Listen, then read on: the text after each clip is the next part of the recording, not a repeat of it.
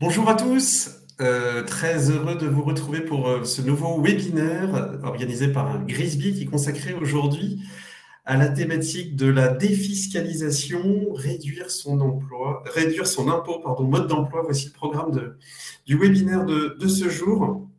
Depuis quelques semaines maintenant, vous êtes nombreux à nous poser des questions autour de cette thématique de la défiscalisation. Nos conseillers y répondent et nous avons aujourd'hui sélectionné et retenu les questions qui sont les plus souvent posées, qui concernent le plus grand nombre, et on est très heureux de vous les partager aujourd'hui. Pour répondre justement à ces questions, j'ai le privilège, j'ai l'immense chance d'être accompagné par deux éminents conseillers en gestion de patrimoine de Grisby, Lisa Violo et Étienne de Saint-Germain. Bonjour à tous les Bonjour. deux. Bonjour. Lisa, Bonjour Maxime, bonjour tout le Étienne. monde. Donc merci à tous les deux déjà de vous prêter à cet exercice. Je rappelle à nos participants qu'au-delà des questions que nous avons sélectionnées aujourd'hui, vous avez évidemment la possibilité, comme les fois précédentes, de nous poser vos questions auxquelles on tâchera évidemment de répondre au cours de ce webinaire, peut-être plus à la fin de l'échange. Mais n'hésitez pas bien sûr à poser vos questions. C'est toujours intéressant pour vous comme pour tout le monde. Si vous avez des questions précises, des besoins précis en matière de défiscalisation qui concernent notamment votre situation, n'hésitez pas non plus à nous envoyer un email à l'adresse suivante, conseil@grisby.fr. Voilà, si vous avez des questions bien particulières, bien précises, auxquelles on pourra vous répondre directement suite à votre mail. Voilà, on va vite démarrer pour répondre aux premières questions. Avant toute chose, néanmoins, il nous semblait nécessaire de préciser un point, les opérations de défiscalisation. Vous êtes nombreux à vous intéresser à cela, à cette thématique. Merci déjà pour votre grande participation. Néanmoins, voilà, il ne faut surtout pas défiscaliser pour défiscaliser. Un investissement qui permet d'obtenir une économie d'impôt doit s'intégrer dans une stratégie globale de gestion de son patrimoine. On le dira, on le précisera au cours de cet échange, mais il nous semblait important de le dire en introduction. On va démarrer, Étienne, avec toi. Est-ce que tu peux nous dire justement en quoi consiste le fait de défiscaliser, nous apporter un éclairage par rapport justement à cette démarche de défiscalisation? Oui, bien sûr. Alors, la défiscalisation de manière très globale, en fait, en quoi ça consiste? Eh bien, au départ, c'est une incitation, en fait, de la part de l'État français, auprès des investisseurs privés à dépenser leur argent, à investir dans des secteurs où l'État va avoir besoin d'investisseurs privés. Et en contrepartie de ces investissements, donc de cette sortie d'argent de votre part, dans des secteurs dans lesquels l'État a besoin, ou alors une incitation sur des donations, des dons à des associations, vous allez pouvoir bénéficier d'une économie sur vos impôts, d'une réduction, d'une déduction. Ça, on aura l'occasion d'y revenir un petit peu après, sous différentes formes. Mais l'idée fondamentale, c'est ça, un investissement de votre part, une carotte fiscale de la part de l'État. Aujourd'hui, on fait partie en France, on le sait tous, des pays qui sont les plus fiscalisés. C'est un bien pour un mal, mais le bien là-dedans, c'est qu'on a des centaines de possibilités d'investissement qui vont nous permettre in fine de réduire nos impôts. C'est ce qu'on appelle les fameuses niches fiscales. Et donc, plus on a de possibilités, plus on va pouvoir trouver chaussure à son pied. Maxime le disait tout à l'heure, c'est très important de mettre en place une démarche de défiscalisation qui nous corresponde. Et donc, on est là pour vous accompagner là-dessus, bien sûr. Donc ça, c'est le premier point. On a tendance aussi à dire beaucoup à nos clients que dans la stratégie de défiscalisation globale, alors c'est important d'aller réduire l'impôt final, bien sûr. C'est important aussi de ne pas l'augmenter de manière pas forcément réfléchie avec des nouveaux investissements qu'on pourrait mettre en place. Hein, il y a le côté aussi, on va essayer de caper son impôt, le réduire éventuellement, mais ne pas l'augmenter plus que mesure, plus que nécessaire si on met en place des nouveaux investissements. Merci Étienne, tu parlais, tu évoquais rapidement effectivement les différents dispositifs. On a en France de très nombreuses niches fiscales. Elles prennent la forme de réduction, de déduction ou de crédit d'impôt. Est-ce que tu peux nous expliquer un peu les différences entre ces différentes possibilités? Oui, alors en fait, en fonction du coup du dispositif dans lequel vous allez pouvoir investir, vous allez avoir différentes formes qui vont venir, différentes formes de réduction, qui ont d'ailleurs plusieurs noms. Les deux grandes formes d'impact sur votre impôt vont être en fait la réduction d'impôt et le crédit d'impôt. Alors le crédit d'impôt peut par exemple vous êtes octroyé à partir du moment où vous avez un emploi à domicile. La réduction d'impôt peut vous être octroyée à partir du moment où vous investissez, par exemple, dans un groupement foncier d'investissement, un groupement forestier. La grande différence entre les deux, notamment sur l'aspect réduction, c'est que vous ne pouvez pas avoir plus de réduction d'impôt que d'impôt. À partir du moment où votre impôt est amené à zéro, soit parce que vous n'en payez pas, soit parce que vous l'avez déjà réduit. Si vous investissez dans un dispositif qui vous permet d'avoir de la réduction supplémentaire, alors à ce moment-là, ça ne pourra pas s'appliquer sur cette année, soit ça sera reporté sur les années suivantes selon les dispositifs, soit ce sera perdu.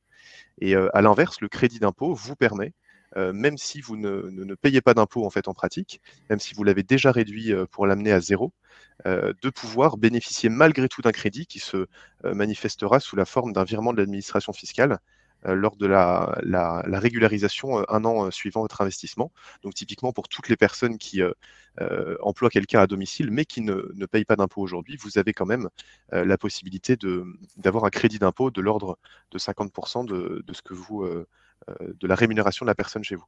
Et puis le dernier point aussi qu'on peut soulever sous les différentes formes d'impact sur la fiscalité, c'est ce qu'on appelle une déduction. La déduction, le principe, c'est qu'on ne vient pas réduire l'impôt final, on vient réduire le revenu qui lui-même est imposé. En France, l'impôt sur le revenu fonctionne sur un système de tranches. Vous êtes imposé de plus en plus, plus vos revenus augmentent.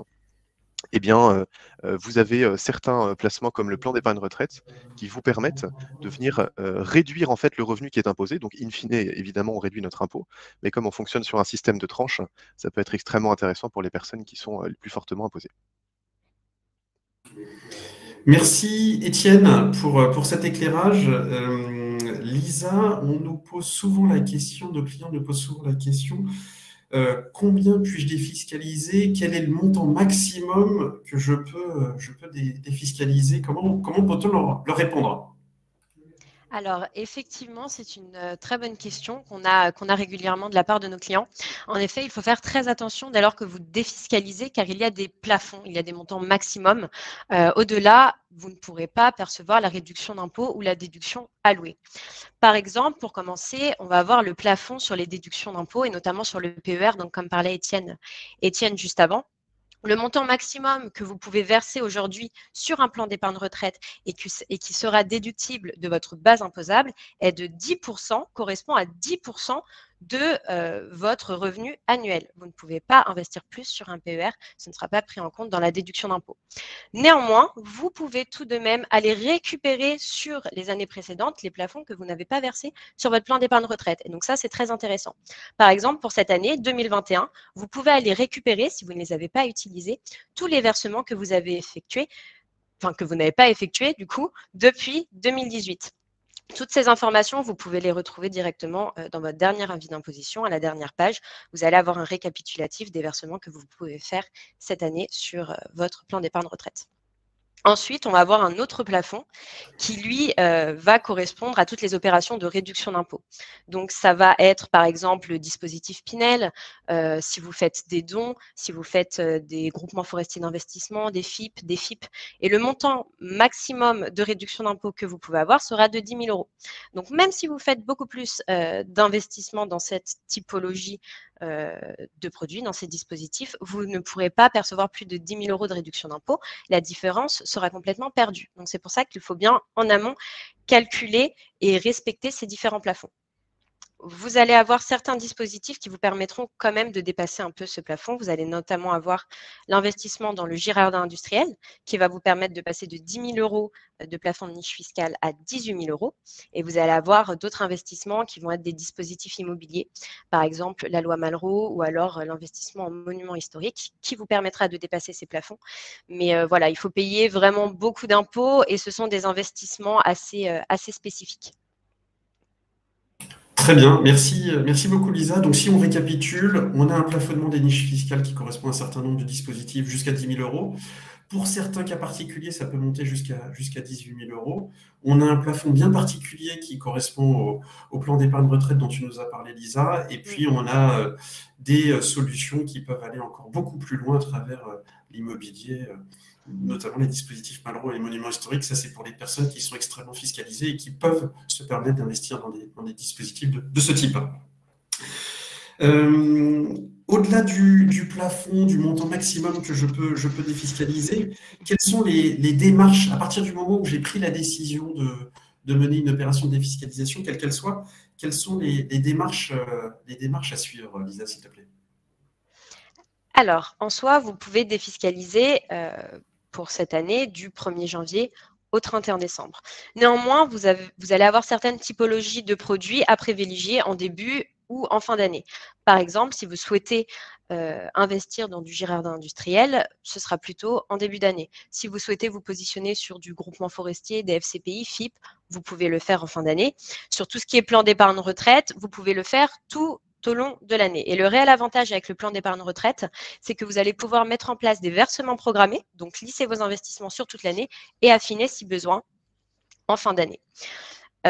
Là, comme vous devez le savoir, et c'est pour ça que vous nous regardez aujourd'hui, il vous reste quelques semaines seulement pour défiscaliser. En soi, vous avez jusqu'au 31 décembre. Néanmoins, on ne vous conseille vraiment pas d'attendre le dernier moment ou la dernière semaine de décembre pour défiscaliser parce tout le monde est sous l'eau, nos partenaires sont sous l'eau et ce serait vraiment dommage que votre dossier ne passe pas parce que les partenaires n'ont pas eu le temps, pas forcément eu le temps de le traiter. Tous les investissements que vous allez faire cette année vont être à déclarer donc sur l'année prochaine. L'année prochaine, quand vous allez déclarer vos revenus, vous déclarez également toutes les opérations de réduction ou de déduction ou de crédit d'impôt que vous aurez pu effectuer et vous serez régularisé automatiquement en juillet, août de l'année prochaine. Il y aura des particularités sur certains produits. Par exemple, pour le plan d'épargne retraite, vous allez pouvoir directement modifier votre taux de prélèvement sur impôt.gouv et vous allez avoir d'autres dispositifs qui vont être des dispositifs assez récurrents. Par exemple, si vous avez un Pinel ou si vous avez un employé à domicile, où la réduction d'impôt sera récupérée en 2 fois, c'est-à-dire que vous aurez chaque année au mois de janvier 60% du montant de votre réduction d'impôt et le reliquat, donc de 40%, sera lui remboursé en juillet-août. Et donc l'administration fiscale a mis ça en place en partant du principe que vous avez la même base imposable et que ce sont des investissements sur le long terme et donc vous allez bénéficier chaque année du même montant de réduction d'impôt. Très bien, merci Lisa pour cet éclairage. On a parmi nos clients des contribuables qui sont habitués à défiscaliser, qui veulent parfois diversifier leurs investissements et en savoir plus. On en a d'autres qui connaissent peu ou pas du tout ce qu'il est possible de faire en matière de défiscalisation. Et c'est notamment le cas de nos clients qui n'ont jamais réalisé d'investissement générant une économie. Étienne, si effectivement je suis dans cette configuration, dans ce cas de figure, c'est la première fois que je souhaite défiscaliser, qu'est-ce qu'on pourrait me conseiller? Alors encore une fois, il faut être assez vigilant hein, sur tout ce qui va concerner la défiscalisation. On l'a rappelé plusieurs fois aujourd'hui. Nous, de toute façon, on est tenu dans notre métier de pouvoir vous proposer quelque chose qui rentre dans une stratégie globale, qui corresponde vraiment à votre profil, en termes de prise de risque, en termes de durée de blocage. Donc c'est toujours compliqué de donner un conseil avec aussi peu d'informations, mais je pense que si on peut privilégier pour démarrer, pour des personnes qui n'ont pas forcément un ticket d'investissement important à mettre, qui veulent éviter un blocage, peut-être le Girardin industriel. Alors il faut être vigilant là-dessus, comme le disait Lisa, puisque c'est quelque chose qui n'est pas forcément accessible tout au long de l'année, mais c'est un investissement qui, à partir de 2 500 € d'investissement minimum, vous permet de défiscaliser un montant supérieur à ce que vous avez investi l'année suivante. Et en l'occurrence, c'est à peu près 110%. Ce qui est très intéressant sur ce dispositif, c'est pour ça qu'on le met beaucoup en avant, que beaucoup de nos clients nous font confiance pour leur conseiller ce dispositif. C'est justement la faible durée de blocage. On a un retour sur investissement qui se fait 1 an après l'avoir fait globalement. Et puis la possibilité de pouvoir bénéficier aussi de garanties qui vont nous permettre de diminuer, voire même de réduire au maximum le risque qu'on va prendre sur ce placement. Donc pour des personnes qui ont un impôt pas forcément très important au départ, un petit ticket d'investissement à mettre, qui veulent tester en réalité, et puis avoir un retour sur investissement rapide, je pense que c'est une idée intéressante. Donc si vous êtes intéressé par ça, n'hésitez pas à nous contacter dès l'année prochaine, en début d'année. C'est en général la période sur laquelle on travaille sur ce dispositif-là. Est-ce que tu peux nous expliquer en quelques mots en quoi consiste l'investissement dans un jardin industriel? Pourquoi il y a une contrepartie d'État sur ce type de dispositif? Comment ça fonctionne en quelques mots? Oui, alors bien sûr, en fait, le concept, si vous voulez, c'est de soutenir l'industrie et l'agriculture en Outre-mer. Donc ce sera des investissements qui se feront essentiellement là-bas. Pour le client, ça consiste tout simplement à contribuer à financer, parce que vous n'êtes pas le seul à le faire, un matériel industriel ou agricole qui va être ensuite loué à un exploitant industriel ou un exploitant agricole dans les territoires et les départements d'outre-mer.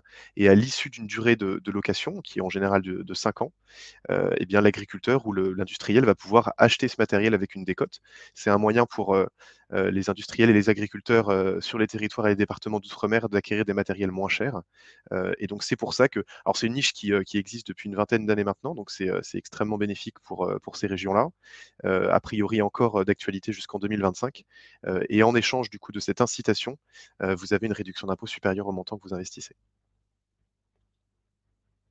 Très bien, merci Étienne pour tout cela, pour cette présentation du jardin industriel qui est effectivement un dispositif très très particulier dont le mécanisme n'a pas d'équivalent quand on parle d'opération de défiscalisation. Lisa, on a beaucoup de questions et de plus en plus de questions de clients qui souhaitent et qui sont intéressés évidemment pour obtenir des économies d'impôts, mais qui souhaitent également donner du sens à leur investissement, quel qu'il soit.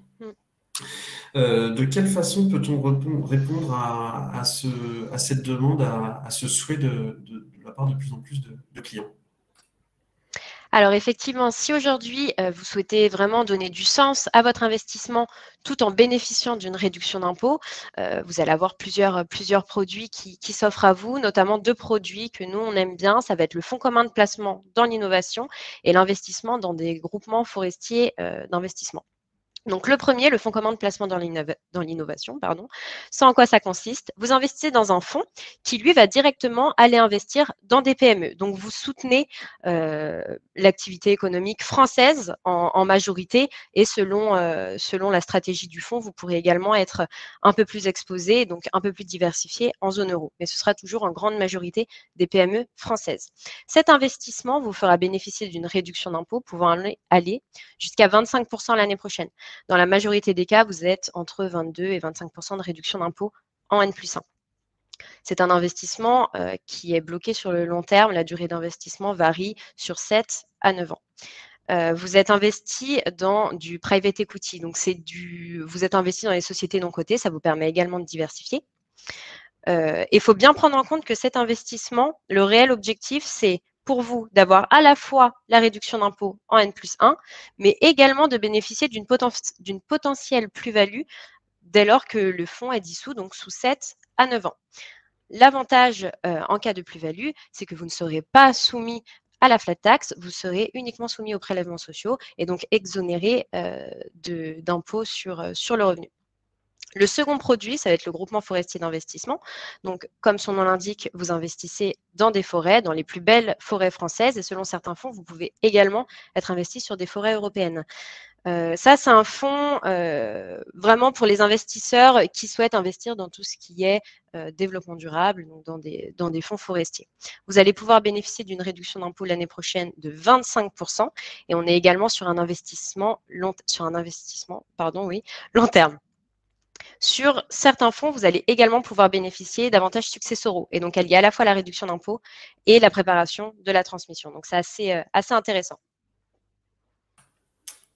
Effectivement, très clair. Merci Lisa.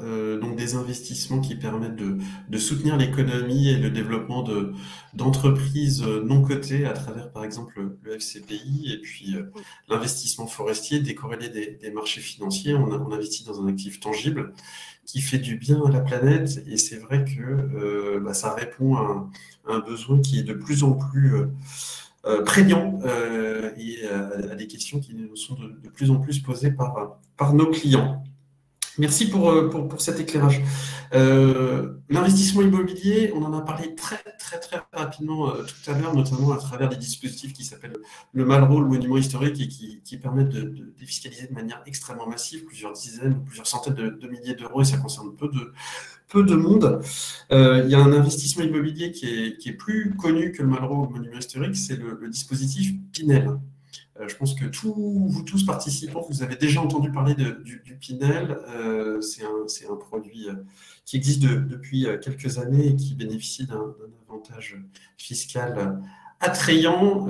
Étienne, est-ce que tu peux nous dire ce qu'on pense du dispositif Pinel au sein de Grisby? Je te remercie. Oui, alors effectivement, c'est une question qu'on a assez régulièrement. Beaucoup de nos clients ont déjà investi dans le dispositif. Il y en a d'autres qui nous posent souvent la question.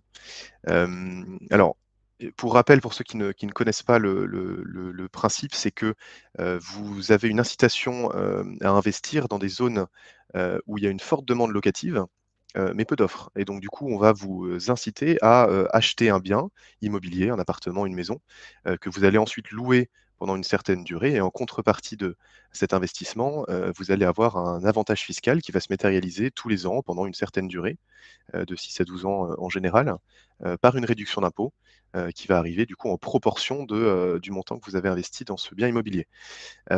Alors, chez Grisby, de manière générale, nous, on a la possibilité de faire investir nos clients dans beaucoup de solutions différentes. Il y a énormément d'offres qui existent sur le marché. On a une sélection qui est assez drastique en général dans les produits qu'on va sélectionner. C'est le cas notamment pour l'aspect fiscal. Donc, on a une gestion aussi de conviction. Le Pinel, l'investissement Pinel est un investissement qui, à nos yeux, nécessite encore plus de vigilance que beaucoup d'autres. On se base notamment, nous, sur nos retours d'expérience personnelle, le retour d'expérience d'un certain nombre de nos clients. Il faut bien comprendre que c'est un investissement qui, sur le papier, est extrêmement alléchant, survendu par beaucoup de cabinets de conseil, de banques aussi. On se rend compte en pratique que dans beaucoup de cas, et certains de nos clients nous l'ont reconfirmé, la transaction immobilière en tant que telle, eh bien, en fait, ne générait pas suffisamment d'intérêt, voire même était sur la durée déficitaire. Et donc, finalement, toute la réduction d'impôt qui avait été générée par cet investissement avait été perdue sur la transaction immobilière.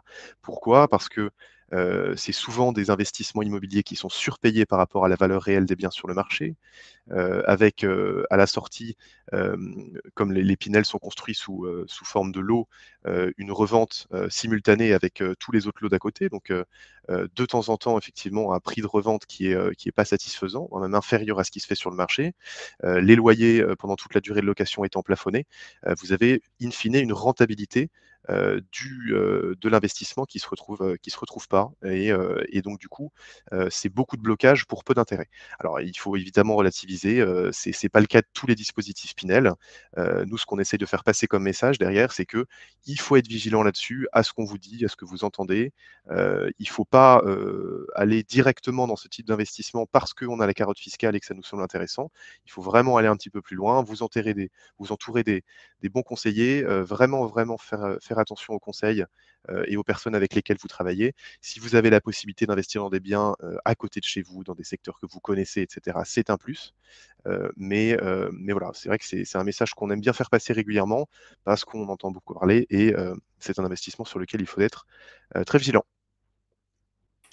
Parfait, merci Étienne pour ce point qui est effectivement essentiel à avoir en tête. C'est le cas sur l'ensemble des dispositifs de défiscalisation. Il faut bien comprendre, il faut bien connaître les avantages et les inconvénients, les risques avant de prendre sa décision d'investir. Mais c'est particulièrement le cas pour le dispositif Pinel.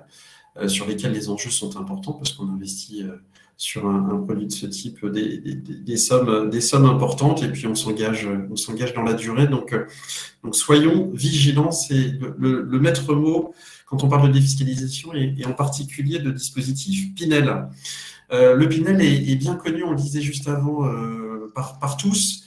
Il y a un autre dispositif qui est beaucoup plus récent, qui s'appelle le plan d'épargne retraite, le PER, dont on entend beaucoup parler, qui est un dispositif qui existe depuis peu de temps finalement, même si l'État propose des dispositifs pour préparer sa retraite depuis quelques temps. Le PER est nouveau. Est-ce que tu peux nous expliquer, Lisa, pourquoi on entend autant parler du PER depuis sa sortie, s'il te plaît?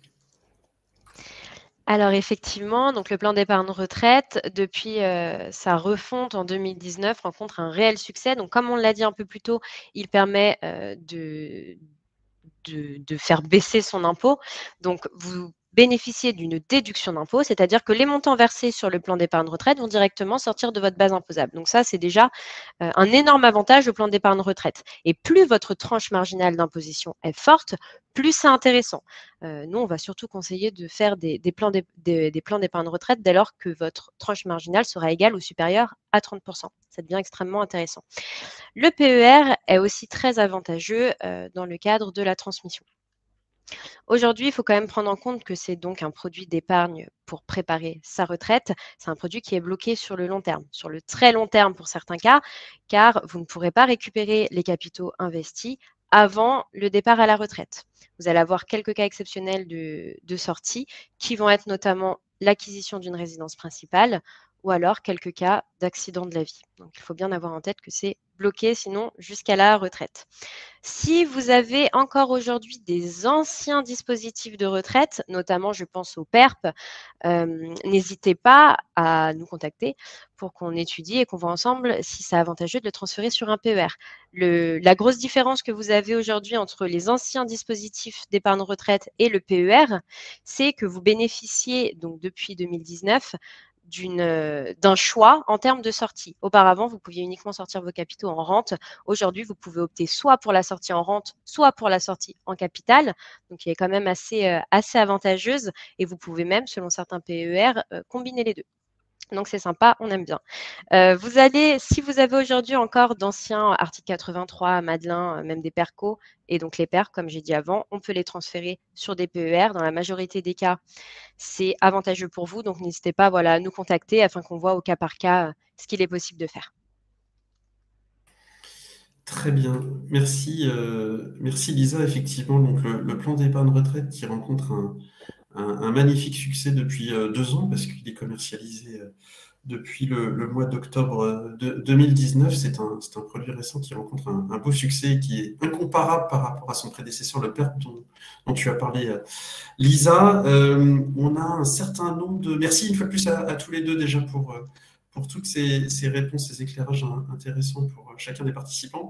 On a un certain nombre de questions qui nous sont posées. Continuez à poser vos questions. J'essaye de voir effectivement, notamment sur le PER. Donc on a une question, je crois, Étienne, autour de la succession, l'avantage successoral du PER, c'est ça? Oui, en fait, c'est intéressant de parler de ça parce qu'on a pas mal de questions qui reviennent sur la sortie du PER. Quel impact fiscal ça a? Parce qu'effectivement, quand vous versez sur le plan d'épargne retraite, vous avez une réduction d'impôt immédiate en fonction de votre tranche. Il faut bien avoir en tête que quand vous allez ressortir à la retraite ou de manière anticipée lors du déblocage avant l'âge de la retraite, vous allez être refiscalisé sur le capital que vous sortez et les intérêts. Donc l'idée et de pouvoir en bénéficier à la retraite pour bénéficier d'un complément de revenu. Et en général, comme à la retraite, on est moins imposé qu'au cours de sa vie professionnelle, eh bien, on s'y retrouve largement. Il y a un avantage que nous, on met beaucoup en avant sur le plan d'épargne retraite et qui est un petit peu moins connu, c'est en fait le simple fait de ne pas le débloquer ou de ne pas le débloquer en totalité au moment du départ à la retraite. L'intérêt derrière est d'aller chercher en fait un objectif de protection familiale et d'avantage successoral. Lorsque vous êtes marié, pacsé, vous avez la possibilité, au moment de votre décès, de transmettre la totalité de votre patrimoine à votre conjoint sans que celui-ci ne paye d'impôt successoral dessus. Et c'est le cas de figure du PER dans le cas où vous décédez après 70 ans. Et donc, pour beaucoup de nos clients qui ont déjà dans leur patrimoine des dispositifs assurance vie, épargne entreprise, immobilier, etc., qui leur permettent de bénéficier d'un complément de revenu à la retraite, on a tendance à leur conseiller de ne pas débloquer ce fameux PER, de pouvoir le conserver tel quel. Il sera transmis à leur conjoint après leur décès sans aucun impôt. Et donc finalement, c'est un produit qui vous a permis tout au long de votre vie professionnelle d'investir de l'argent. À chaque fois que vous faites des versements, vous avez économisé de l'impôt. Il n'y a pas de sortie pour vous en capital et donc pas de fiscalité. Tout est transmis à votre conjoint. C'est un outil extrêmement puissant d'avantage successoral et de protection familiale. Et c'est quelque chose qui est un petit peu moins mis en avant. Donc, en pratique, effectivement, si vous vous retrouvez à la retraite avec une tranche d'imposition identique à celle que vous avez connue au cours de votre vie professionnelle, vous allez avoir un petit peu moins d'intérêt à sortir à ce moment-là pour bénéficier de revenus complémentaires, mais tout intérêt à le conserver pour protéger vos proches. On a eu plusieurs questions. Étienne, si tu veux nous apporter un éclairage également là-dessus, par rapport à l'âge auquel on peut souscrire un PER. On a des questions de personnes qui sont proches de la retraite, 4 ans par exemple, ou des personnes qui sont déjà à la retraite. Peuvent-ils également bénéficier de ce dispositif?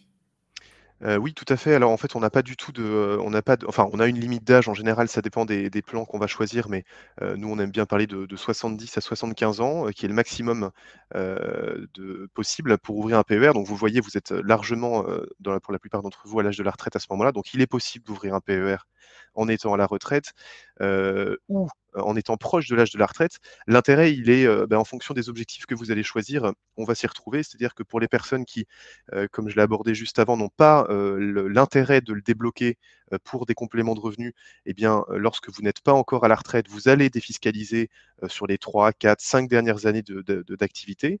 Une fois que vous êtes à la retraite, vous ne le débloquez pas, ça viendra en protection du conjoint, donc gros avantage successoral. Pour les personnes qui sont déjà à la retraite, c'est tout à fait le cas aussi. En revanche, vous n'aurez plus la possibilité, lorsque vous faites un versement sur le PER au moment où vous êtes à la retraite, de déduire ce versement de vos impôts, hein. Ça, c'est important de l'avoir en tête. Donc, ce sera uniquement pour aller répondre à un objectif de succession. Donc voilà, en fait, ça reste un dispositif qui est assez souple. Vous pouvez l'ouvrir quelques années avant la retraite, c'est conseillé de le faire, d'autant plus si vous estimez que quelques années avant la retraite, vous êtes beaucoup plus imposé que quelques années plus tard quand vous irez à la retraite. Et puis, en étant déjà retraité, vous avez la possibilité de le faire aussi. Très bien. On a eu de nombreuses questions sur le plan d'épargne retraite. On a répondu à certaines, on en a d'autres. Lisa, une question pour toi, je pense, autour du plafond maximal déductible pour un plan d'épargne retraite. Alors, il faut bien prendre en compte que le plafond maximal déductible pour un plan d'épargne retraite va varier en fonction de la situation de chaque personne et du revenu imposable de chaque individu qui voudra investir sur un plan d'épargne retraite. Le montant vraiment maximum pouvant être investi étant le plafond annuel de la sécurité sociale de l'année précédente. Mais sinon, ça va vraiment varier en fonction des personnes. Et donc, comme je l'ai dit un peu plus tôt, sur l'année N, vous aurez donc 10% du revenu imposable, mais vous pouvez quand même aller récupérer les plafonds des années précédentes jusqu'en 2018, pour cette année en tout cas. On parlait de l'âge auquel on pouvait souscrire un PER. On a vu qu'on pouvait ouvrir un PER avant la retraite ou peu de temps avant la retraite ou au cours de la retraite. On nous demande également à partir de quel âge peut-on souscrire un PER? Ah, alors c'est une bonne question. Alors, on a différents points sur cette question, à mon avis. Le premier, c'est que, en fait, alors ça dépendra encore une fois des assureurs qui vont vous présenter le produit, mais théoriquement, vous pouvez souscrire à un PER dès votre naissance. Alors, on va me poser la question, comment on peut le faire? Alors, c'est pas vous qui allez le faire directement, évidemment, c'est les parents qui vont l'ouvrir pour vous. L'intérêt derrière, c'est de pouvoir bénéficier de la réduction d'impôt qui va être liée au PER. Le PER sera au nom de son enfant et l'enfant pourra y avoir accès à partir de sa majorité. Et à ce moment-là, techniquement, théoriquement, les fonds sont bloqués jusqu'à la retraite, mais il aura la possibilité de les débloquer pour l'achat d'une résidence principale. Donc c'est une stratégie qu'on voit assez régulièrement, des parents qui souhaitent avantager leurs enfants dans leur vie d'adulte pour l'achat de leur première maison. Ils leur ouvrent un PER. Ce PER leur permet d'une part de défiscaliser, mais leur permet aussi de transmettre de l'argent à leurs enfants, qui ne sera débloquable que pour l'achat d'une résidence principale. Donc ça, c'est le premier cas de figure qu'on peut voir de temps en temps. Il faut être assez vigilant aussi parce que c'est des plafonds qui sont différents de ceux des parents, donc ce ne sera pas non plus des sommes exorbitantes. Mais si vous avez besoin d'avoir un petit peu plus de précision là-dessus, on peut bien sûr échanger avec vous. Le deuxième point, c'est de dire je suis majeur, etc., je suis en cours d'activité, à quel moment c'est intéressant pour moi d'ouvrir un PER. Alors, tout dépendra de votre profil, tout dépendra de la construction de votre patrimoine. À mon sens, l'élément qu'il faut avoir en tête ici, c'est une notion de liquidité.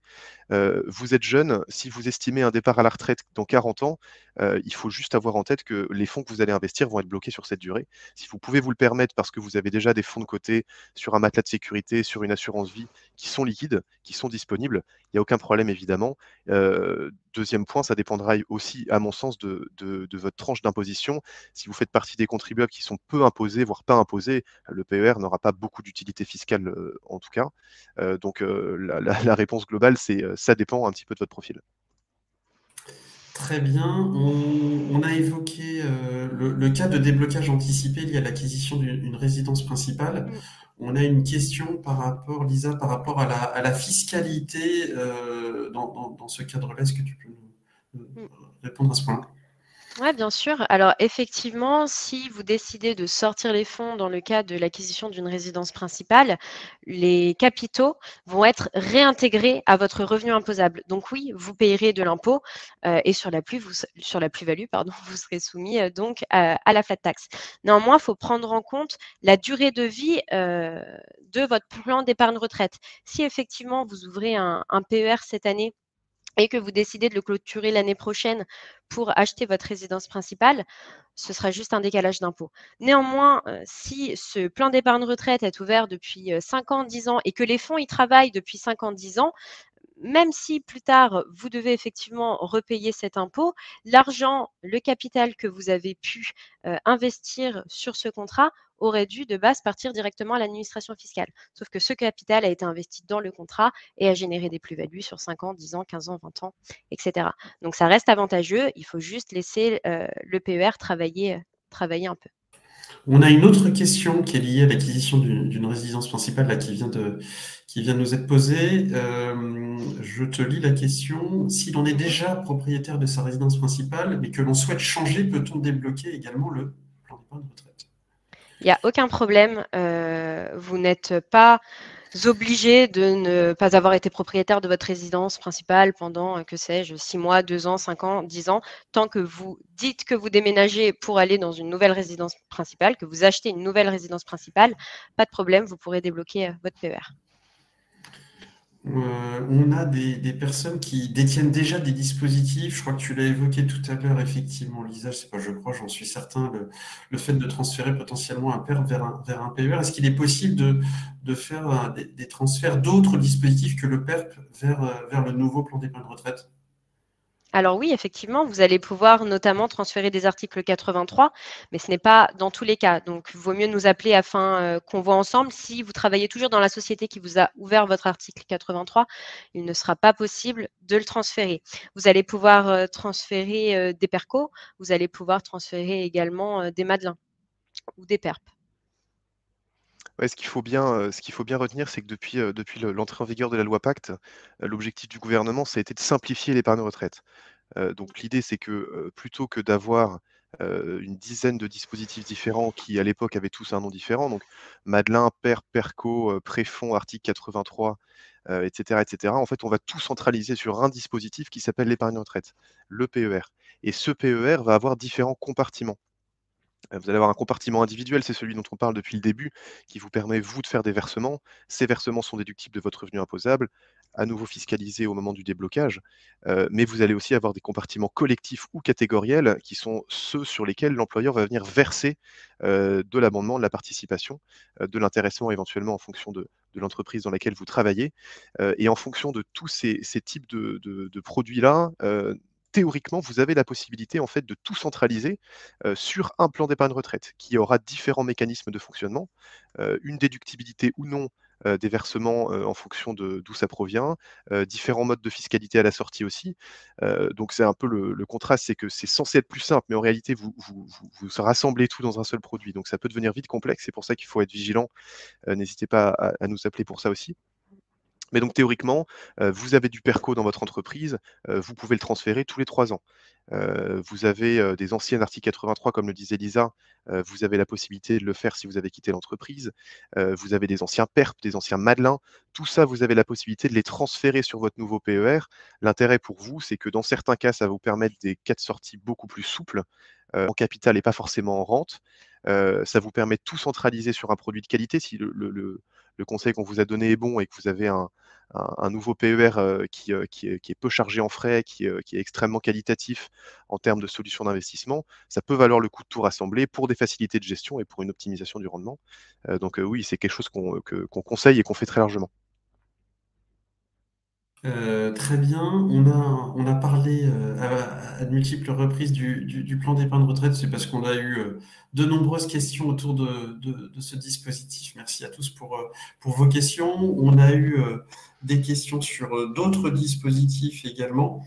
Et sur le Girardin en particulier, on a eu une question de quelqu'un qui se demandait pourquoi on a évoqué tout à l'heure le fait que le Girardin industriel était souvent souscrit en début d'année, plus qu'en fin d'année. Je ne sais pas si Lisa ou Étienne, l'un ou l'autre, vous voulez y répondre à cette question.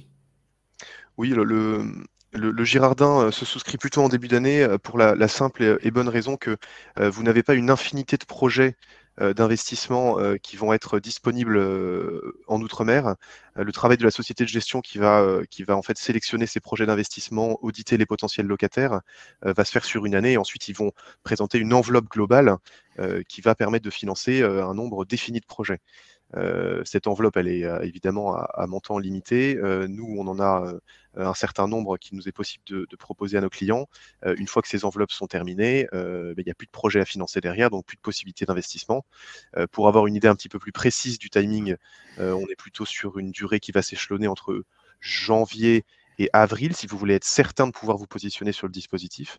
Il est possible de temps en temps de débloquer des enveloppes après, mais rien de certain. Ça dépendra vraiment de ce qu'ils ont au niveau des territoires et des départements d'outre-mer. Donc pour être certain en fait de pouvoir proposer ça à nos clients, on privilégie le début d'année et pour cette raison uniquement. Très bien. On a fait le tour de la plupart des questions, en tout cas d'un certain nombre de questions. Il y avait également un de nos participants qui se posait la question sur la prise de risque associée aux différents dispositifs dont on a parlé. Peut-être ce qu'il faut évoquer et le rappeler, on en a parlé notamment pour le dispositif final et puis pour les autres, c'est de faire attention avant de souscrire, c'est de bien comprendre les risques associés à chaque investissement. Peut-être effectivement redire qu'il n'y a pas d'investissement sans risque, quel que soit le dispositif. Je ne sais pas si Lisa, tu veux évoquer ce point-là sur la prise de risque associée à un investissement dans un dispositif qui génère une économie d'impôt. Alors effectivement, la prise de risque ne sera pas forcément la même en fonction du dispositif sur lequel vous allez vous positionner. C'est pour ça qu'il est très important avant de choisir un dispositif, de connaître son profil de risque, d'échanger avec un conseiller pour vraiment connaître ce dans quoi on investit, si on est prêt à prendre le risque, si on est prêt à prendre la réduction d'impôt, mais qui génère aussi ce risque. Donc voilà, vraiment choisir le bon produit qui est adapté à votre profil de risque, à votre situation et à vos objectifs, c'est le plus important avant même de défiscaliser. On a eu notamment une question liée au Girardin industriel dont on parlait juste avant, et qui nous demandait s'il y avait une sécurisation du Girardin industriel. Je pense que c'est peut-être important de l'évoquer rapidement également sur le fait globalement, il faut être vigilant sur tous les dispositifs. Et le Girardin industriel, certains dispositifs proposent un niveau de sécurisation plus élevé et en tout cas plus important que d'autres. Est-ce que vous avez vu peut-être d'autres questions, Étienne ou Lisa, ou selon vous, on a fait le tour? Parce que il est possible qu'il y ait une ou deux questions qui m'aient échappé, il y en a eu un certain nombre. Alors là, je vois une question concernant le Girardin. Donc oui, toujours le Girardin avec la rentabilité, donc voir si c'est du 10% ou du 15%. Donc, ce n'est pas selon les clients. Ça va dans un premier temps correspondre au Girardin industriel qui va être souscrit. Vous avez aujourd'hui beaucoup de sociétés qui proposent du Girardin industriel. Il faut être extrêmement vigilant par rapport à ça. Vous allez pouvoir tomber sur des sites qui sont des sites frauduleux et vous allez aussi avoir des Girardins industriels qui ne proposeront pas de garantie. Nous travaillons uniquement avec des sociétés qui proposent des garanties sur le Girardin industriel. Et donc, effectivement, la rentabilité espérée va être moindre que sur un Girardin industriel où il y aura plus de risques. Donc, ce ne sera pas en fonction du client, mais ce sera en fonction du Girardin industriel. Selon également les partenaires, vous pouvez avoir des taux plus avantageux en début d'année. Et au fur et à mesure que les enveloppes se clôturent, le taux va diminuer tout simplement. Très bien. Peut-on souscrire plusieurs PER, combiner PER entreprise et PER individuel, pour quels bénéfices? Étienne, est-ce que tu veux nous en dire un mot? On revient sur le plan d'épargne retraite? Oui, on en a parlé effectivement tout à l'heure, possibilité d'avoir des PER au sein de votre entreprise, donc plutôt collectif, des PER individuels que vous souscrivez vous de votre côté. Vous avez des possibilités aussi pour aller un peu plus loin, d'en avoir un à votre nom, un au nom de votre conjoint, un au nom de vos enfants. Évidemment, on peut en souscrire plusieurs, c'est comme les contrats d'assurance vie, mais la logique derrière, c'est que vous ne pouvez pas cumuler les avantages de chacun. Vous avez toujours des plafonnements globaux. À partir du moment où vous avez un avantage fiscal, vous n'allez pas pouvoir multiplier les plafonds. La stratégie derrière est un petit peu plus... et un petit peu le choix, notamment à titre individuel au niveau du foyer, de savoir si c'est plus intéressant d'en souscrire un ou plusieurs, dépend, à mon avis, de la stratégie que vous avez en termes de gestion du budget au niveau du foyer. Comment est-ce que vous répartissez les investissements, peut dépendre aussi beaucoup d'une stratégie successorale et de protection du conjoint, comme je vous disais tout à l'heure. Les hommes ont malheureusement une espérance de vie un petit peu moins forte que les femmes aujourd'hui, donc ça peut valoir le coup de souscrire plutôt au nom de monsieur si c'est le cas. Donc c'est vraiment des choses à voir. Donc théoriquement, oui, c'est possible d'en avoir beaucoup. Après, pratiquement, comment ça se passe? Bon, il faut voir avec votre conseiller pour déterminer ce qui est le mieux pour vous. Très bien, merci Étienne. Je vois que leur tourne peut-être une dernière question qui vient de nous être posée autour du Girardin industriel cette fois-ci. Bonjour, quel est le risque de contrôle fiscal pour le Girardin industriel? Donc, j'imagine, si on décide d'investir en Girardin industriel, c'est une question effectivement qui nous a déjà été posée par le passé, je ne sais pas, Étienne ou Lisa. Alors le Girardin, c'est une niche fiscale qui existe depuis une vingtaine d'années, comme on le disait tout à l'heure. À partir du moment où l'État met en place une niche fiscale, c'est important de l'avoir en tête. Ils ont effectivement un objectif derrière d'investissement de personnes, de particuliers dans des secteurs dans lesquels ils ont vraiment besoin. La construction d'une niche fiscale, elle n'est jamais parfaite au début. Et donc, il y a toujours des personnes qui arrivent à contourner un petit peu le système, bénéficier des avantages en fraudant un petit peu. C'est ce qui s'est passé sur le Girardin il y a très longtemps maintenant. C'est ce qui se passe sur les nouvelles niches qui apparaissent régulièrement. Et donc, en réalité, c'est une réputation qui est portée à ce dispositif-là, qui était vrai il y a une quinzaine d'années, qui l'est plus du tout aujourd'hui. Mais ça dépend vraiment beaucoup du prestataire avec lequel vous allez passer. Donc, Lisa le disait tout à l'heure, c'est extrêmement, extrêmement important, encore une fois, d'être vigilant à la société qui va gérer ça derrière. Aujourd'hui, on n'a pas on n'a plus, en fait, avec les principaux acteurs qui font du Girardin industriel, de risque sur la sélection des opérations. On a beaucoup de garanties, on a une sélection drastique des locataires, on a des audits tout au long de la durée du projet. Donc, c'est des véhicules d'investissement qui sont extrêmement performants, enfin, qui sont bien construits. Et donc, plus de fraude, plus ce genre de problème. Et donc, du coup, plus de contrôles fiscaux aujourd'hui. Nous, ça fait pas mal d'années maintenant qu'on fait du Girardin avec nos clients. On travaille avec différents prestataires là-dessus. On leur repose la question régulièrement, mais on n'a pas de retour récent de personnes qui ont des contrôles fiscaux parce qu'ils font un dispositif Girardin. Il faut bien avoir en tête qu'à partir du moment où vous investissez dans une niche fiscale, c'est un dispositif qui est encadré par l'État. Vous avez une réduction d'impôt. Le retour sur investissement, c'est un virement de l'administration fiscale, donc c'est quelque chose qui est extrêmement encadré. C'est tout à fait autorisé. Il faut juste, encore une fois, être vigilant, évidemment, au choix du prestataire avec lequel vous allez travailler. Très bien, très bien, très bien. On va s'arrêter là pour ce webinaire. Merci une fois de plus à l'ensemble des participants d'avoir suivi ce webinaire sur la thématique de la défiscalisation. Merci particulièrement à ceux qui nous ont, et vous avez été nombreux, qui nous ont posé des questions autour de ce sujet-là. Lisa et Étienne nous ont apporté un éclairage très utile, très précieux pour savoir si effectivement la défiscalisation peut être pertinent pour chacun d'entre nous. Si vous avez, on l'a évoqué tout à l'heure, des besoins précis, des souhaits, n'hésitez pas à revenir vers nous par mail conseil@grisby.fr, par téléphone bien sûr. Vous l'avez compris, il faut bien étudier le produit, vérifier la cohérence et la pertinence par rapport à ces situations, être très vigilant sur la sélection du produit et du fournisseur. Donc, on est là chez Grisby, tous nos conseillers sont là pour vous aider, pour vous éclairer, pour vous accompagner. Voilà, et vous aurez la possibilité de suivre ce webinaire en replay. Comme les précédents, vous verrez le lien. Vous pourrez également le proposer à des personnes de votre entourage qui n'auront pas eu la chance de participer en direct. Merci à tous et à très bientôt pour un nouvel événement. Merci, à bientôt.